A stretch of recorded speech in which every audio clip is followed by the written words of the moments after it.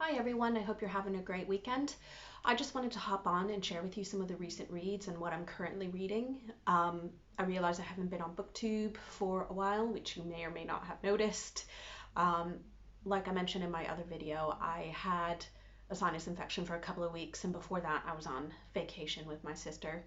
Um, so I haven't really been in the mood for filming, nor had the time. So apologies for that, but here I am. So this is going to be a mishmash of books for Historathon 2023.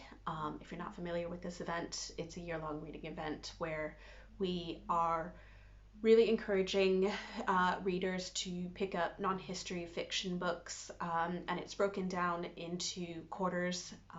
So the first quarter, January to March, focuses on the time period of prehistory to AD 500. So you could read anything that you want as long as it's nonfiction history and it focuses um, on a particular place, event, anything within that time period. So, anyways, the other books are just fiction, which I'm reading a lot more of this year. So far, it's half and half, which is unusual for me because I tend to skew heavily towards the nonfiction side.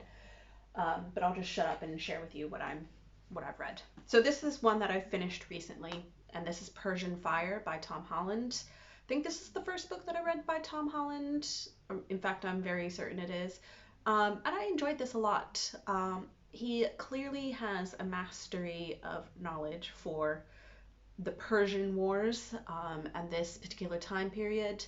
I'm not I've got the basic knowledge of events within the Persian Wars, but I don't have that in-depth look at, Darius, the Persian king, or Xerxes, his son, Themistocles, which I think Tom Holland did a great job of really getting into these individuals' minds.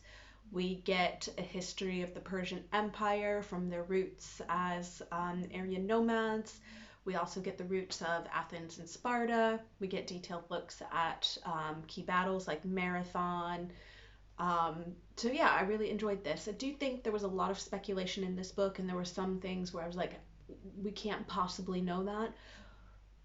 It didn't bother me as much, even though there was a lot of it. And that's because, like I say, Tom Holland clearly spends a lot of time and effort thinking about how these people might have thought and how events might have, what the motivations were, and how events came into being. So it was almost like he's trying to entice the reader into conversation here about um, the topics within.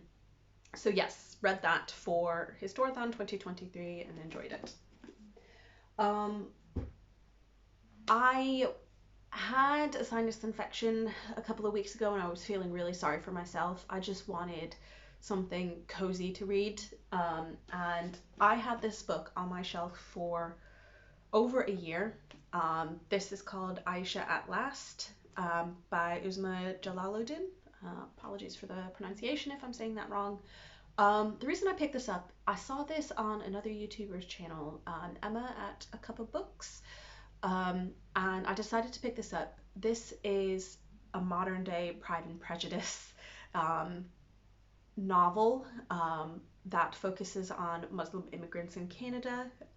So I really enjoyed how unique this book was in its plot, and also, it's while there's obvious nods to the original, there are certain things in this book that are direct parallels to what happened in Pride and Prejudice. I think the plot and the story and the characters are unique enough for this to be, unique from the original.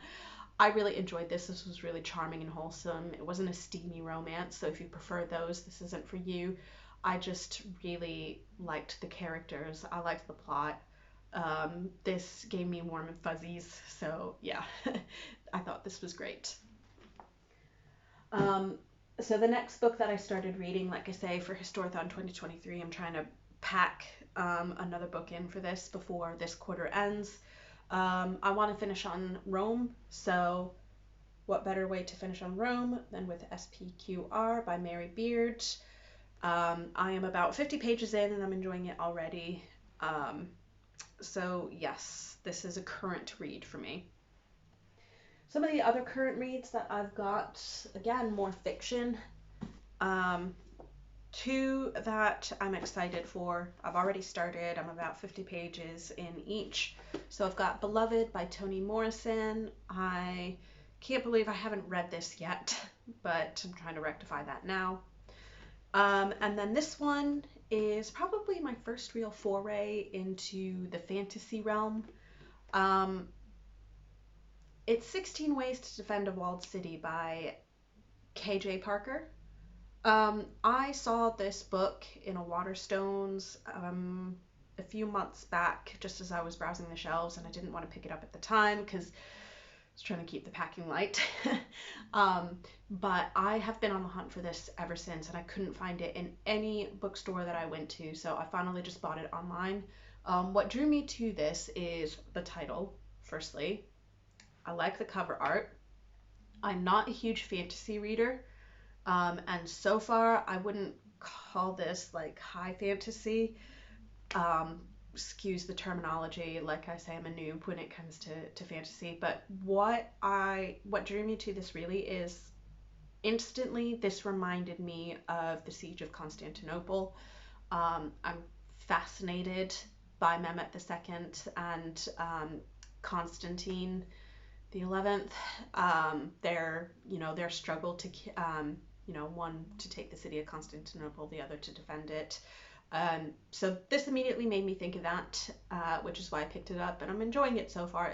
It's a first person narrative, which I don't normally like, but so far it's keeping my interest. So anyway, those are some of the books that I have read, some of the books that I'm currently reading. Hopefully I can finish all of these. I'll definitely be finishing SPQR before the end of March, and the rest of these will probably carry on into April unless all I do is read, which might happen. But anyways, have a great week, everyone, and I'll see you next time. Bye.